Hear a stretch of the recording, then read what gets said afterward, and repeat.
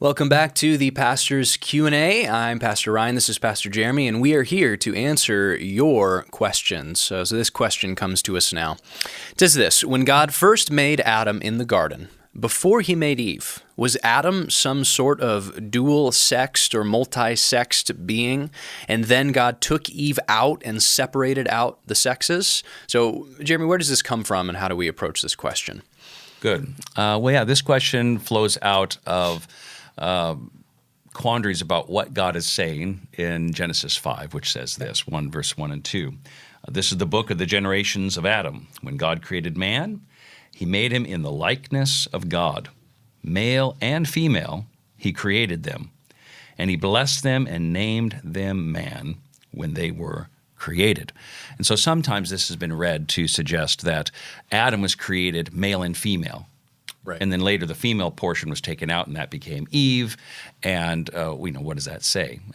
But I think that is not what that is saying for two reasons. One is that Genesis 5 is a summary account of the creation, what we just read there, and then it leads into a genealogy of all the descendants of Adam.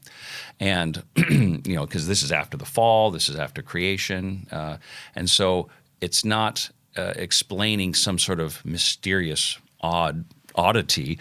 It's just saying what it says, and that is this, that when man was created, this is one of the beautiful things about the Judeo-Christian idea of creation, is that humankind was made in the image of God. That's huge. That is a foundational thing that we must understand, that all people have dignity based on that. And here specifically, much more so than saying that Adam was this weird dual thing, but instead it's saying, because so many cultures obviously have denigrated women and mistreated women through the centuries, and here you have right at the very beginning God saying, no, I made mankind in the likeness of myself, in the likeness of God, male and female. Equal dignity, equal imaging of God.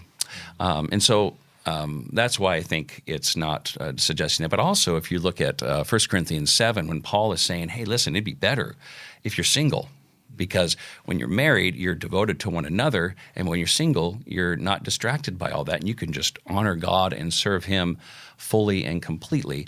And so he suggests that that would be even better. And the reason why I think that's important is that if you think that Adam was complete male and female, then separated, now the idea of a whole person is only a married couple, male and female coming together, and only then do you fully image God. Now clearly, men and women complement one another in a beautiful way. You see that throughout Scripture.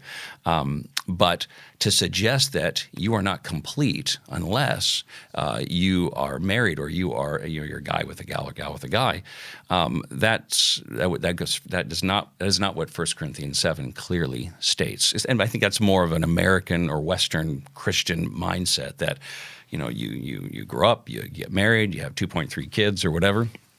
And then you're whole, then you've arrived.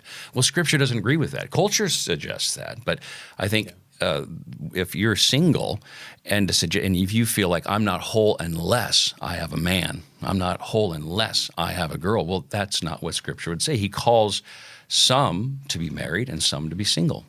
And you're whole and complete and imaging God no matter what situation you find yourself in.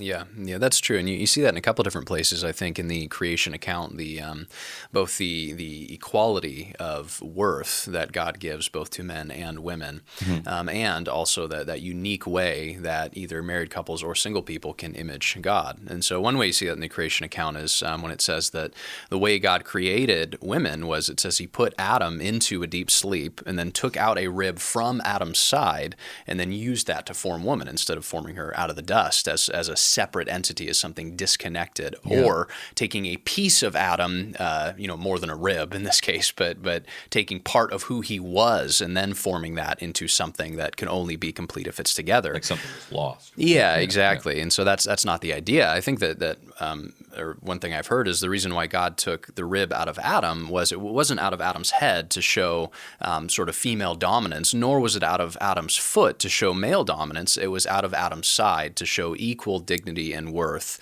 as the image of God. And I think that together, people who are married can uniquely image God, and those who are single can uniquely image God. And so, and that's why we need each other in the church. We need people who are married. We need people who are single, who are complementary with one, not just complementary marriage couples, but people who in community complement one another as we point to Jesus in unique ways together in community as the true image of God. Yeah. They, Jerry Maguire did not.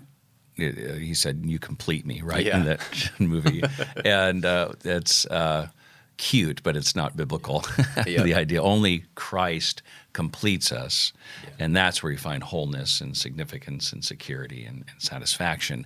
And actually, if you actually are in a marriage relationship saying, you need me and I need you together to make a real person, then that's going to create a problematic dynamic, right? Yeah. As opposed to just saying, you know what, I'm going to love you. Yeah.